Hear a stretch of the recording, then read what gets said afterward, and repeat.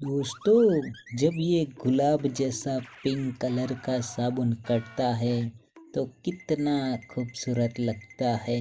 कितना मस्त लग रहा है, चकनाचूर हो गया। वाव, अमेजिंग।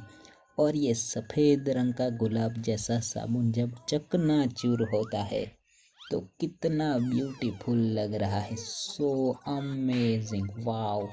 और ये सफ़ेद रंग का साबुन तो भाई एकदम से चकनाचूर ही हो गया। Amazing, so beautiful, so elegant. और ये वाला साबुन जब चकनाचूर, अरे ये पाउडर जैसा क्या निकला इसमें से, भाई साहब कितना खूबसूरत लगता है। अमेजिंग।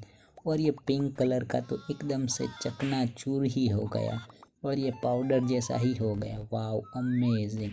दोस्तों, वीडियो अच्छा लगे तो वीडियो को लाइक और चैनल को सब्सक्राइब ज़रूर से कर देना और कमेंट करके ज़रूर बताना कि कौन सा साबुन अच्छा लगा।